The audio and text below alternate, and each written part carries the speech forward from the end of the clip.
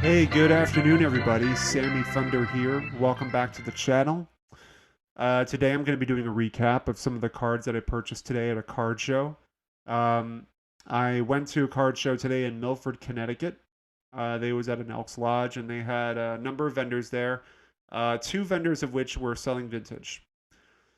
Um, so I'm going to get into that in a few minutes. Additionally, what I also purchased at a card shop this past week was a box of Donruss 86. We're going to break into these tonight in a live stream at 7:30 p.m. Eastern Standard Time.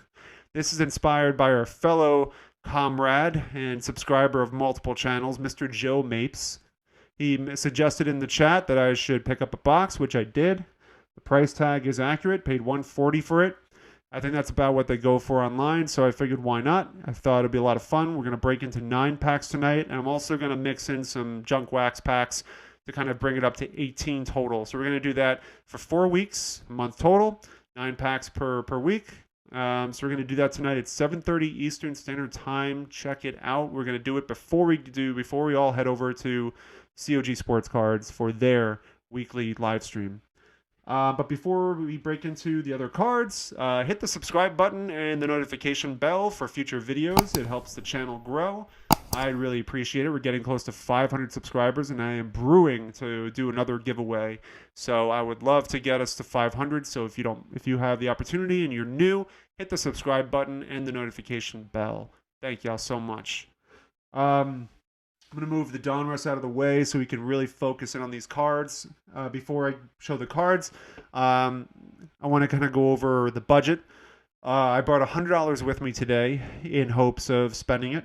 And so the first financial piece was the admission, which was $1. I paid the $1. And then I went over, looked around a little bit before I started making some choices and decisions on which cards I wanted. And I found this gentleman who is probably in his mid to late 80s. He is an avid collector, it seems, because he had binders worth of really cool vintage cards, mixed like stars, Hall of Famers mixed with commons, and it's just amazing prices. And I'm going to go into those. So again, I brought $100 with me, and so I bought, I think, 10 cards total, and I'll tell you how much I purchased them for, and we'll go from there. So the first card, I think, was the 1960, I believe this is Topps 1960, y'all can correct me if I'm wrong, New York Yankees team card. This is really just a checklist for the set, and it is very, very clean, soft corners, but I mean the age of the card will do that. I have to put this in a sleeve. I'll go into why I purchased it this way. Beautiful looking card, no creases as far as I can tell. Just some soft corners and a minor stain over here. I paid $5 for this card. So we are at I'm sorry, I didn't get into that. So $1 plus 5 is 6. Here we have a 1960 Ed Mathews card. I found this in one of his binders.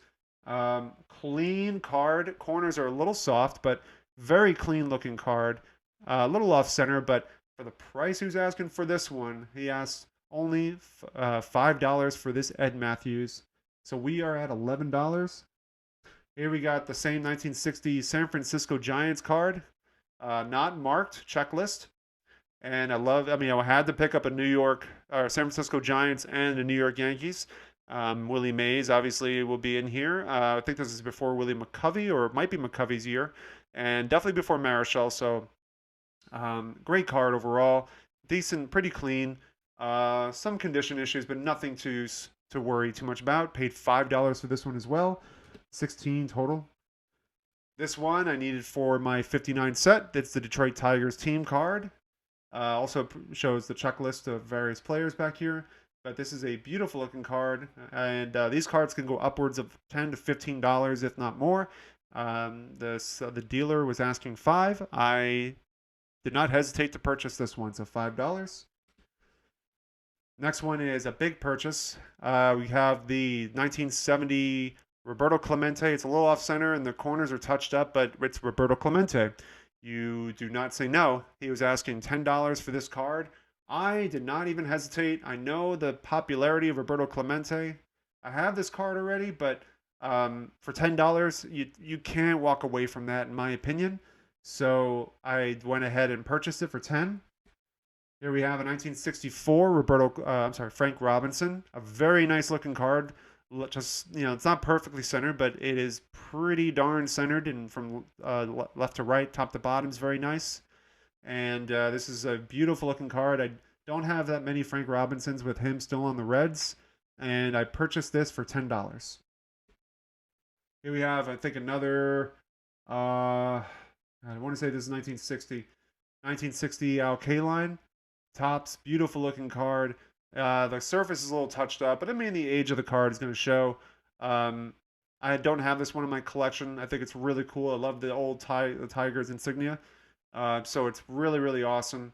And I paid $5 for this card. This one blew me away. I have this one, but this one I have in a pretty beat up condition. This one, the corners are touched up pretty much, but surface, no creases, no major issues with this. I was very pleased. And the seller wanted only $5. This is his second year card. So this is a 1960 Bob Gibson. Beautiful looking card. Kept the old Cardinals insignia.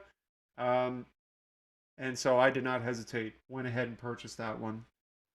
Here we have a second or third year Orlando Cepeda. Beautiful looking card with him on the Giants.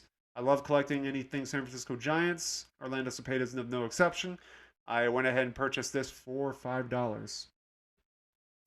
And we got down to the last few cards. We have a 1959 Elston Howard. I needed this for my set. Condition-wise, I think there might be some creases up in the corner. It's hard to tell because it's very faint.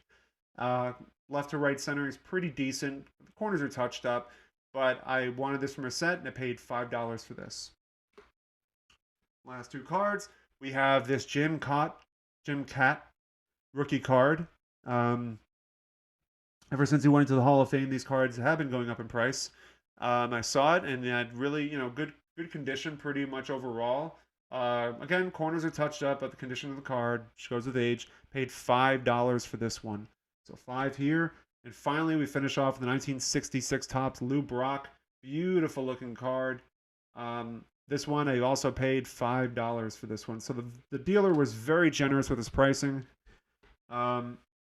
Just overall, so we're looking at 5, 10, 15, 20, 25, 30, 40, 50, 55, 60, 65, 70. So actually I spent $70. And the reason why I have some of these without sleeves, I didn't get a chance to do it yet, but I plan on putting some sleeves in them on some of these cards. When I was at the show, he was selling these out of a binder. And so he didn't have any sleeves or top loaders, so I went ahead and purchased one for $6 and put them in there. Just looking at one of these cards now, I thought I saw something. But nevertheless, so $70 plus $6 plus $1 admission. I spent $77 total, way under my $100 budget. Very, very excited about this purchase. But nevertheless, these purchases... huge, nice day at this card show. Had a lot of fun. And let me know which one you enjoyed the most. Which one was your favorite? Which one do you have or you don't have? And let's stir up some conversation. And don't forget tonight, y'all, that we are going to bust into some 86 Donruss Finder Salva Canseco rookie cards. So come back around 7:30 p.m. tonight, and we will do that. But thank y'all so much for checking out the channel, for checking out the videos. Don't forget to subscribe and hit the notification bell. And hope y'all have a great rest of your Sunday. Take care.